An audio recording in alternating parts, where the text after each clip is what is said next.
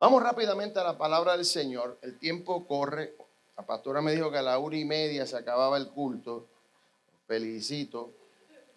Pues están desde las 9 de la mañana aquí. Es una bendición. Y vamos al Evangelio según San Lucas, capítulo 15.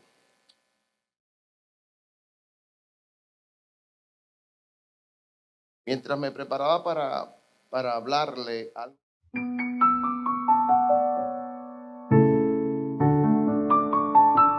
Estos son los pasajes que todo el mundo conoce, y cuando usted conoce mucho un pasaje, regularmente usted no le presta atención a lo que se va a decir, porque ya usted se sabe todo lo que se va a hablar. Pero yo le pido encarecidamente, y yo arresto su mente en el nombre de Jesús, a que usted escuche lo que el Señor le quiere decir en esta preciosa ya tarde. Lucas capítulo 15. Vamos a leer solamente varios versículos, pero quiero que no cierre su Biblia. No cierre su Biblia. Versículo 32. El último versículo. Y vamos de atrás para adelante, como los hebreos que leían de atrás para adelante. Mas era necesario hacer fiesta y regocijarnos, porque tu hermano era muerto y ha revivido, se había perdido y es hallado. Me era necesario hoy 10 de abril estar aquí para celebrar contigo, aleluya, que lo que parecía que se había muerto está vivo. ¿Cuántos dicen amén a eso? Gloria al Señor. Bueno, mire, el versículo 15 de Lucas es bien interesante porque se le conoce en teología como el capítulo perdido de la Biblia, porque se perdió una moneda, se perdió una oveja y se perdió un hijo. Pero lo grande de todo es que todo fue recuperado y al final hubo una gran fiesta. Y hay que entender el contexto de esta escritura. Sabe que Lucas es bien importante en la Sagrada Escritura como evangelio porque Lucas hizo un ejercicio investigativo, no tan solo con lo que tenía en sus manos de lo que estaba escrito como Marcos, como Mateo, sino que buscó otros testigos que pudiesen aportar algo a la investigación sobre la vida, la pasión y la muerte de nuestro Señor Jesucristo y su resurrección. Y a mí me gusta hablar de Lucas, primero porque Lucas, de los 4 evangelistas, era el único que era mezclado, era de padre griego y de madre judía. Por lo tanto, tenía una mezcla de los dos mundos, podía entender la mentalidad de los dos mundos. Y esto es bien importante porque de eso es que está formada la iglesia. Entonces, otra cosa que es importante entender de Lucas es que Lucas trató de poner todas las cosas en orden cronológico. Por eso cuando usted aborde la escritura en el libro de Lucas, tiene que leer lo que está antes y lo que está después, porque tiene un hilo conductivo. Eso no se puso ahí adrede, lo que se conoce como teología cronológica. Todas estas cosas tienen un significado especial. Entonces, en este capítulo 15 vemos que Jesús es confrontado porque la gente, los pecadores y los publicanos se acercaban donde él. Y los fariseos, y los escribas, y los religiosos de aquella época decían, se junta y come con pecadores. Y ahí Jesús aborda a esta gente haciéndole 3 historias. Dice la Biblia que eran parábolas. Y usted sabe lo que es una parábola. Es algo que es una historia del mundo común para enseñar algo de arriba.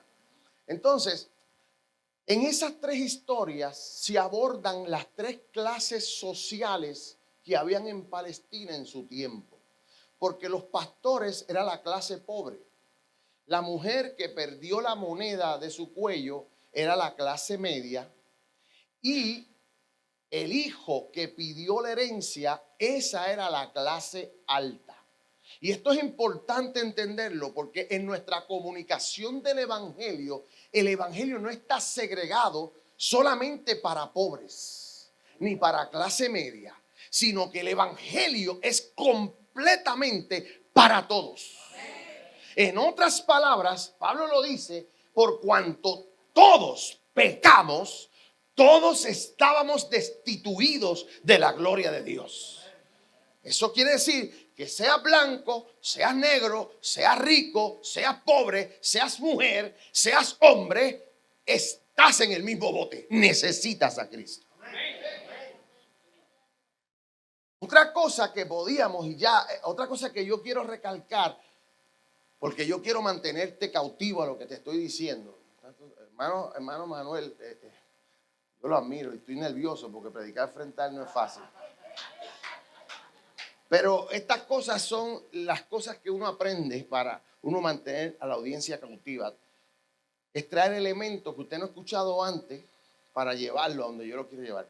Es importante el Evangelio de Lucas y lo más que me gusta es que Lucas como griego piensa como griego.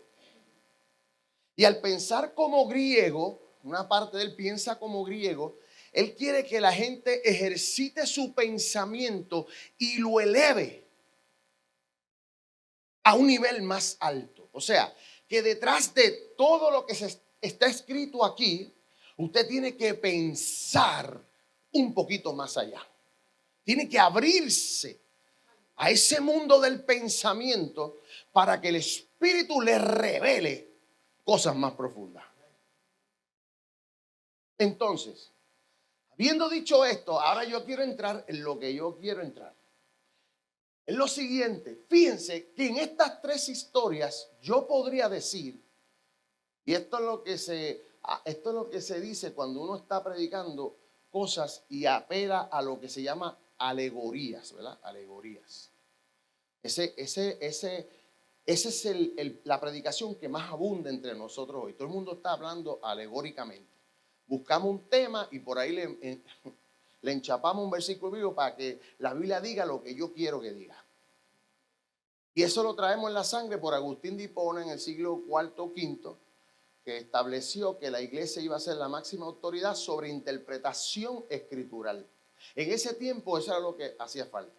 Luego Martín Lutero cambia la cosa y dice, no, sola escritura, sola fe, solo Cristo. La escritura va a ser ahora la base máxima de... Pero entonces, ¿qué pasa? En el siglo XXI, eso es lo que ha creado diferente gente hablando diferentes cosas usando la escritura como base. Y tenemos un revolú tremendo. Y estamos fragmentados. Pero la palabra cada día tiene más razón. Y cuando yo la leo, cada vez me lleno más de fe y creo más en ella. Porque fíjense que cuando Cristo se le presentó a Tomás, se le presentó que con las heridas. ¿Qué quiere decir eso? Le dijo, toca mi costado, mira mis manos. Toca, pon tu dedo ahí. Significa que esas heridas en el cuerpo de Cristo están todavía. Y están manifestadas en lo diferido que estamos como cuerpo de Cristo.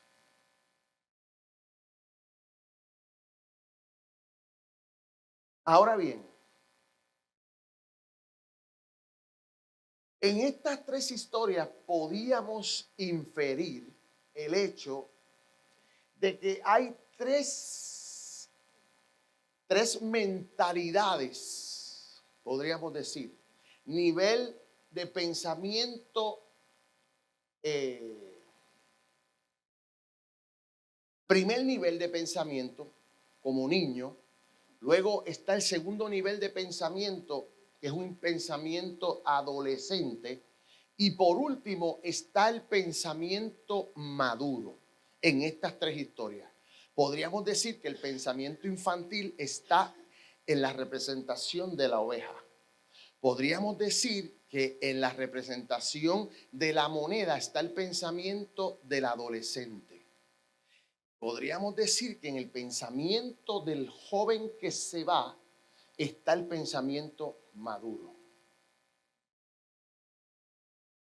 Y son las tres áreas donde nosotros pasamos y usted se tiene que ver retratado en una de estas tres áreas hoy. ¿Por qué digo esto? Porque mire, en la primera historia, ¿cuántas ovejas es que se descarrían del redil? ¿Cuántas? ¿No? Una. ¿Cuántas monedas se pierde en el segunda?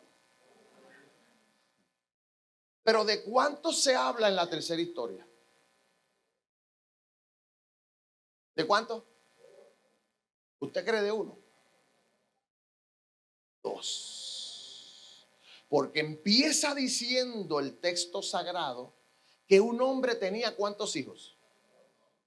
Fíjense que estos dos hijos no los identifica porque uno era más grande, uno era más chiquito, uno era más gordito, uno era más flaquito, uno era más clarito, uno era más escurrito. No, nada de eso.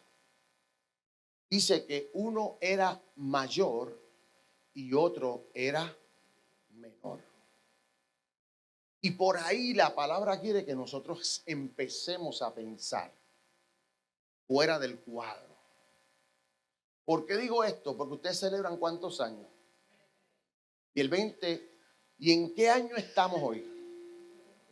2022. ¿Cuál es el número que figura más en lo que ustedes están celebrando y en el año en que estamos? El 12 es un número dualista. ¿Qué quiere decir eso? Que por un lado es bueno y por un lado es malo. Pero también es un número de testigo, de pacto.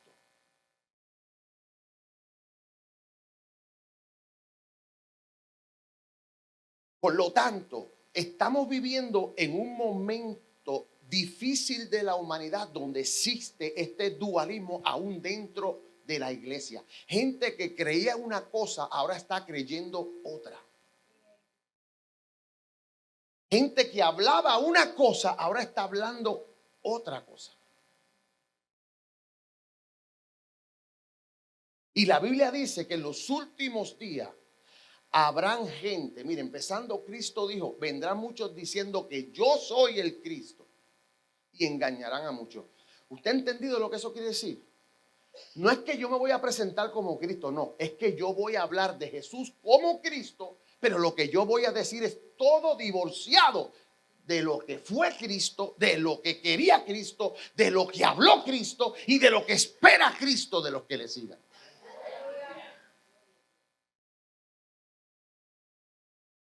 Cuando yo me siento a escuchar todo lo que se está hablando, miren, a mí yo no sé para qué sirvió la pandemia y este encerramiento. Pero para mí, yo tuve que resetear mi mente nuevamente y volver nuevamente al Calvario. Porque cuando los silencios es un lenguaje también. Y Dios silenció desde grandes hasta chiquitos. Y la iglesia tiene que interpretar eso. Por lo menos, en mi humilde opinión, es que lo que estábamos diciendo no es lo que Dios quiere que nosotros digamos. Entonces, yo me quedo sorprendido que después de la pandemia han salido nuevamente a decir lo mismo que estaban diciendo antes.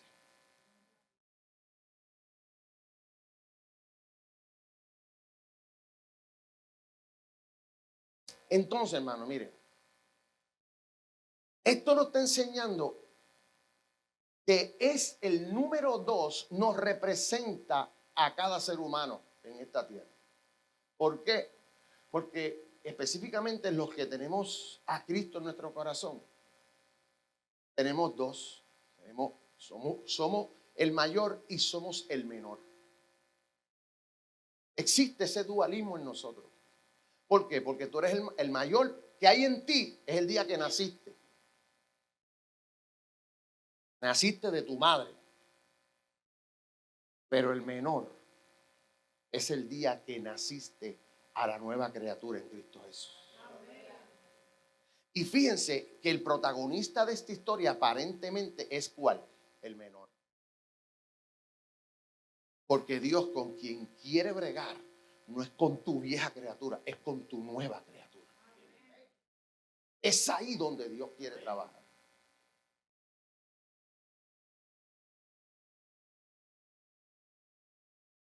Entonces, amado, mire, Cuando examinamos esta historia, vamos a ver varias cosas que a mí me llaman la atención. Yo siempre he dicho que en esta historia está el manual de procedimiento de lo que conocemos como restauración. ¿Y cómo se llama esta casa? Si definimos restauración, que eso usted lo debe saber desde que comenzó, es el acto que Dios hace de llevarnos nuevamente. Re significa volver, ¿verdad? Y la palabra restaurar significa volver al principio.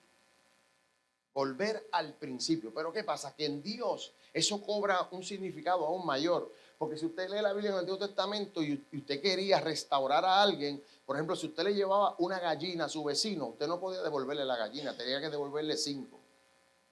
5 gallinas para restaurar la gallina que usted se llevó. Ahora, en el Nuevo Testamento, Jesús, la máxima autoridad, dice que nadie que ponga aquí algo dejará de recibir 100 veces lo que puso. En otras palabras, la restauración en el nuevo pacto es que te vas a ver 100 veces mejor que cuando estabas. Yo pensaba que a alguien le iba a sacar un aleluya, eso, un gloria. Por lo tanto, vas a ser irreconocible ante la gente. Entonces, fíjense que es interesante porque yo digo que es el manual de restauración y voy adelantando porque me quedan 5 minutos para ver. Oiga esto, mire. Hay 3 pasos que nos menciona esta escritura. La primera es lo que tiene que hacer quien quiere ser restaurado. Porque aquí no está hablando de gente inmadura, ni está hablando de gente que no conoce al Señor. Está hablando de un padre y está hablando de hijos que se supone que tienen un pleno conocimiento del amor inagotable del Padre, que tienen un pleno conocimiento de la obediencia que hay que tener ante el Padre. Por lo tanto, el hijo que se fue, que deshonró a su padre, se llevó una herencia. Y en esa herencia disfrutó de esa herencia en un mundo donde lo perdió todo. Y eso es lo que está pasando hoy en día en nuestras iglesias. Búsquese, piense un poquito para atrás, ¿cuántos no están en la iglesia hoy en día? Están fuera de los caminos del Señor, pero han gozado de la herencia que recibieron. Pero llega un momento que esto es como la tarjeta de crédito, que usted le mete lo que usted quiera, paga. Pero cuando le mandan la factura, usted tiene que pagar. Y ahí es que se pone la cosa difícil. Y el asunto es que cuando este hijo tuvo que pagar, dice que volviendo en sí se acordó que mientras él se moría de hambre, en la casa de su padre había abundancia de pan. Y ahí está el primer paso. El primer paso es lo que tienen que hacer los hijos para ser restaurados. O sea, la oveja que está en su etapa de inocencia, el pastor la fue a buscar. El que está en la etapa de la juventud tiene que barrer la casa, prender la luz y barrer la casa. Buscó también la moneda. A la oveja, a la moneda fueron buscadas, pero al hijo nadie lo fue a buscar. Porque ya usted tiene una capacidad que le ha dado lo que usted ha recibido de saber lo que es bueno y lo que es malo. Por lo tanto, es usted el que tiene que poner de su parte. Es como, mire, en el campo psicológico, yo una vez hablaba con un pastor, pero pastor, usted no ve que esa oveja suya está. No, es que parte de la consejería te enseña que el que tiene problemas es el que tiene que buscar. Porque eso es parte del proceso de tú reconocer que tienes un problema. O sea, cuando tú estás enfermo, tú no te quedas en tu casa esperando que el doctor venga, ¿verdad que no? Tú vas donde un médico para hacerte los análisis. Entonces, la primera parte es lo que tenemos que hacer los hijos para buscar la restauración. La segunda parte, ¿cuál es? Es lo que hace el padre en el proceso. ¿Qué es lo que hace el padre? Dice la Biblia que el padre miraba por el camino donde su hijo siempre se iba. Se paraba a mirar, a mirar, a mirar. Esto dentro de lo que es el contexto histórico, lo que pasa es que todo hijo que deshonraba a su padre era reo de muerte. Se supone que los hombres de la ciudad lo apedrearan. En las puertas de la ciudad tenían derecho a apedrearlo por haber ofendido a su padre. Este padre miraba siempre para llegar primero que los hombres de la ciudad. ¿Entendió eso? En otras palabras, Dios siempre tiene sus ojos puestos sobre ti. Dios siempre tiene sus ojos puestos sobre ti. Y dice la Biblia que cuando vio aquella figura, que no fue la que se fue, pero él pudo divisar, y dice que corrió hacia él. Corrió para llegar antes. Eso es en el mundo natural. Pero en el mundo espiritual usted tiene que entender que un paso suyo en la correcta dirección hace que Dios corra a tu necesidad. Hace que Dios corra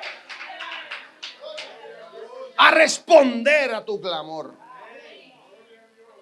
Dice que corrió, y cuando llegó donde él, dice que lo abrazó y lo besó. No vio lo que estaba por fuera, sino que vio lo que estaba adentro. Y usted se imagina ese cuadro, ¿verdad? Usted tiene que meterse en la película. Usted tiene que ser cineasta y ver que en aquella reunión hubo lágrimas, hubo llanto. Un hijo avergonzado llorando, un padre amoroso diciendo: hijo, yo te abrazo, yo te amo, yo quiero que tú estés conmigo. Pero ¿qué pasa? El hijo trae un discurso, ¿se acuerda? Me trae un discurso: iré a la casa de mi padre y le diré, pecado contra el cielo, contra ti, no soy digno de ser llamado tu hijo, hazme como uno de tus jornaleros.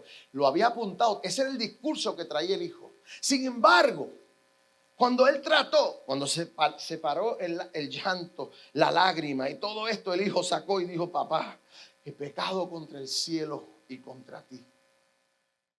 No soy digno de ser llamado tu hijo. Ahí el papá lo paró. Si mira bien la escritura, no terminó el discurso. ¿Por qué? Porque Dios siempre te ve un producto terminado. Y Dios no quiso que él confesara lo que él no era.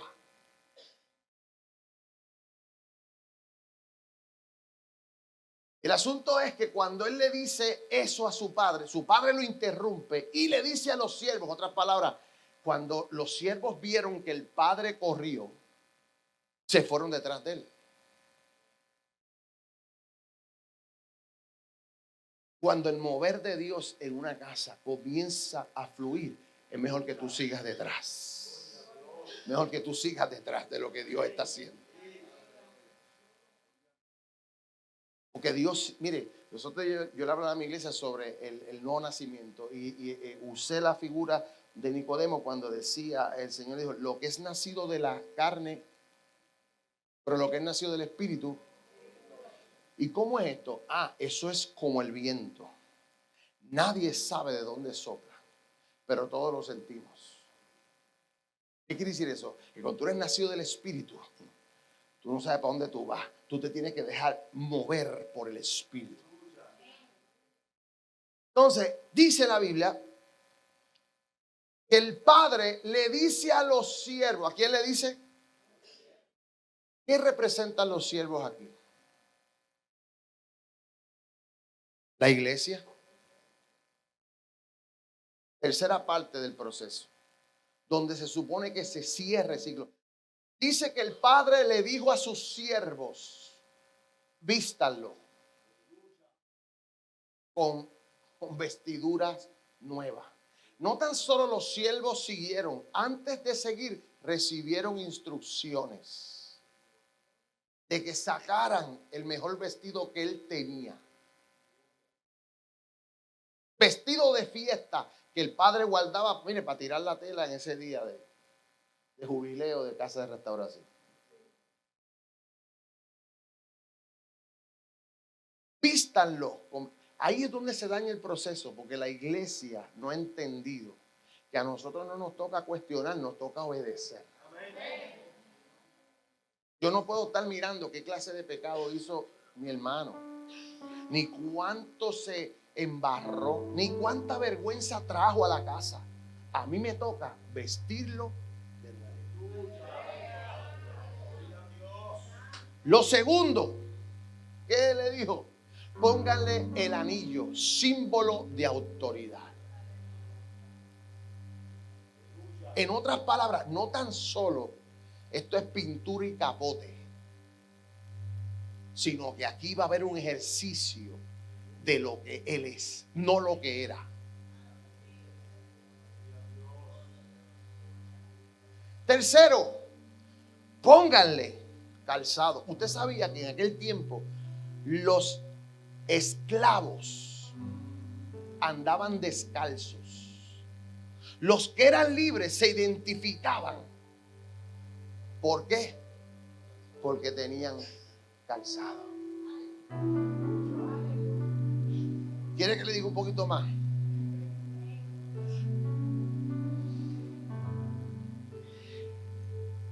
En el antiguo pacto, cuando Moisés se acercó, lo mandaron a que se quitara. Esa es la ley. En la gracia, tú andabas descalzo y te pusieron los zapatos de la gracia.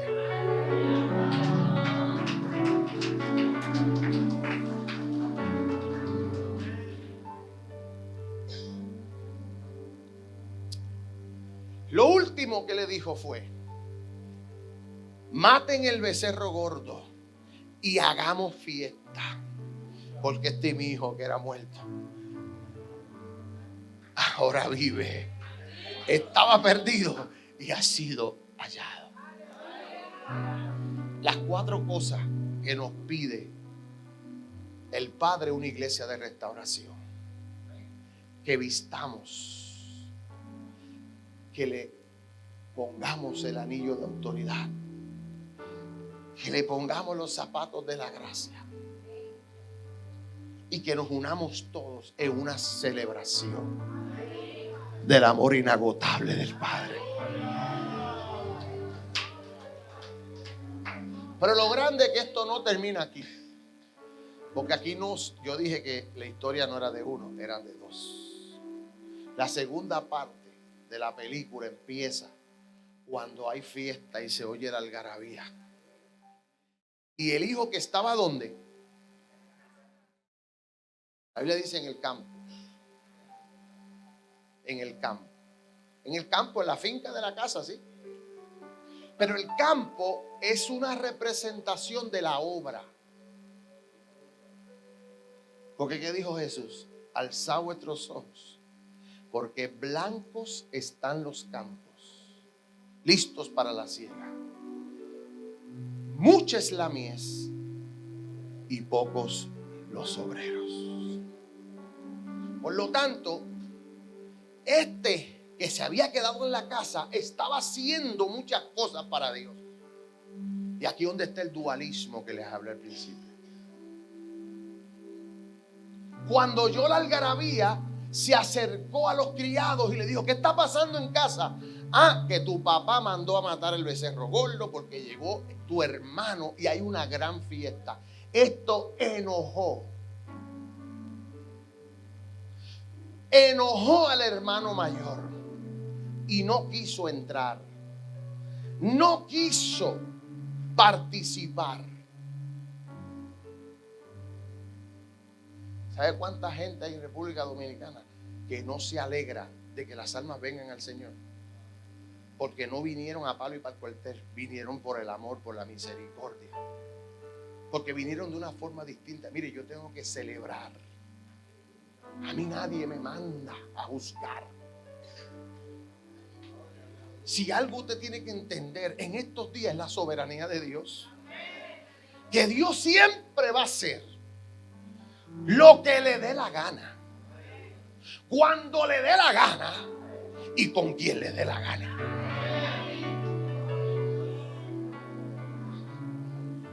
Por lo tanto, no pongamos.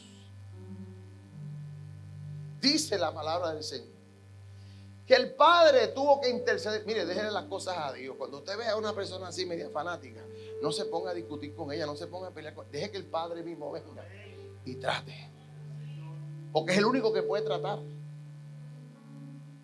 Si yo algo, mire, yo...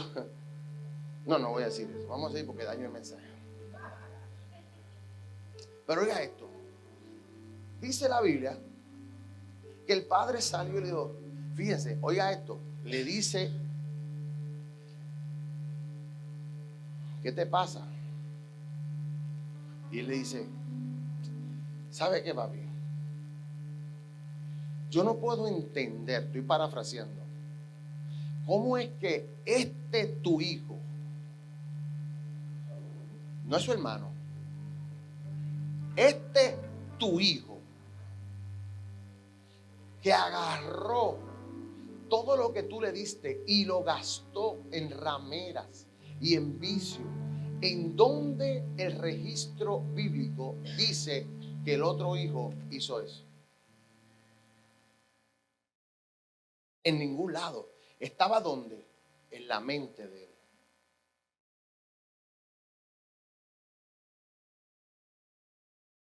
Y a tú lo celebras y le das.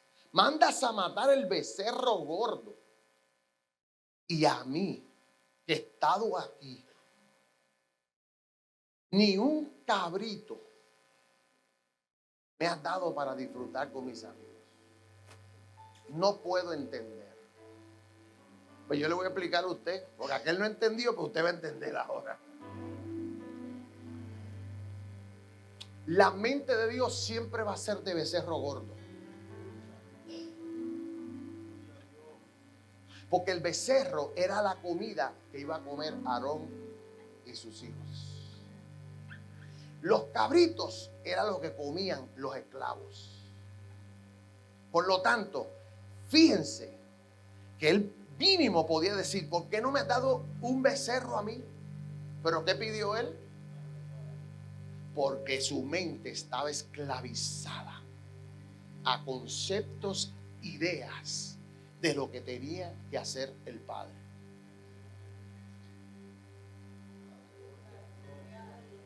Pero a mí me gusta cómo el papá se para ahí como Vladimir Guerrero y se la sacó por todas las verjas. Todavía están buscando la bola esa que batió el padre. Porque el padre le dijo, sí, le estoy hablando porque en Santo Domingo es pelota. Olvídese del fútbol que ahora hay una fiebre. No, esto es pelota.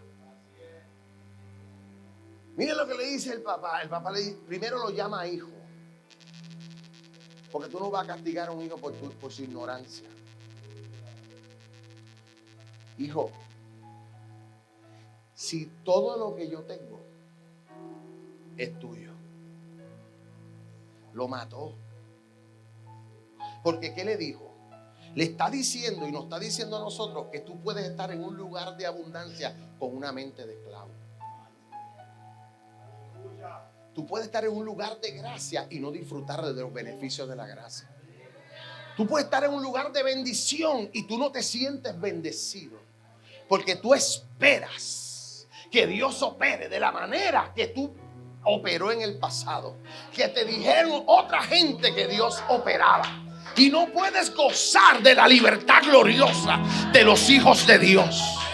No puedes entender. Mire, una de las cosas, perdone que yo hable de él, pero ya que está aquí hay que honrarlo. Yo puedo entender, ¿verdad? Que uno no puede entender esta nueva ola, pero te montas en ella y sigues corriendo. En otras palabras, los cambios que han venido en la juventud de nuestros hijos, que se comportan, que hablan diferente, que tienen una perspectiva diferente de las cosas de Dios, yo no las puedo apagar. Yo tengo que echarle leña al fuego para que el Espíritu Santo sea el que consuma lo que no es de Él y que siga.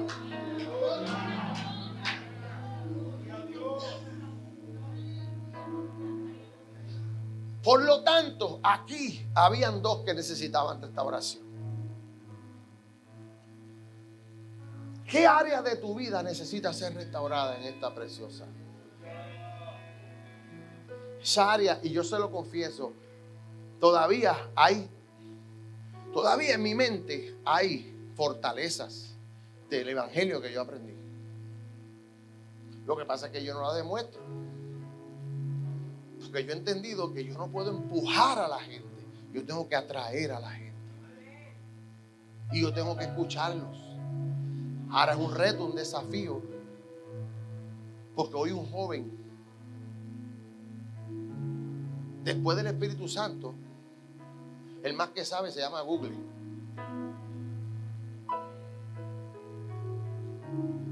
Y usted ve que mientras yo estoy hablando puede haber gente buscando información, apuntando para buscar información. Y la juventud de hoy trae preguntas. Y encima de eso, con todo el bombardeo que hay en YouTube, en Facebook, de gente hablando y diciendo cosas nuevas, y yo me quedo sorprendido, pero eso me reta a mí a prepararme y a cimentar mi fe en lo que yo he creído y abrirme a posibles cosas, porque tampoco usted se puede cerrar, usted tiene que abrirse, porque si usted no se abre a posibilidades, usted falla en la fe, porque Cristo lo dijo: para el que cree, todo es que.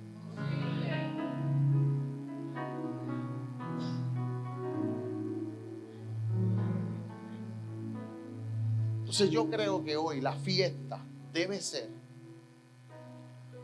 ver a cualquiera de los dos hijos,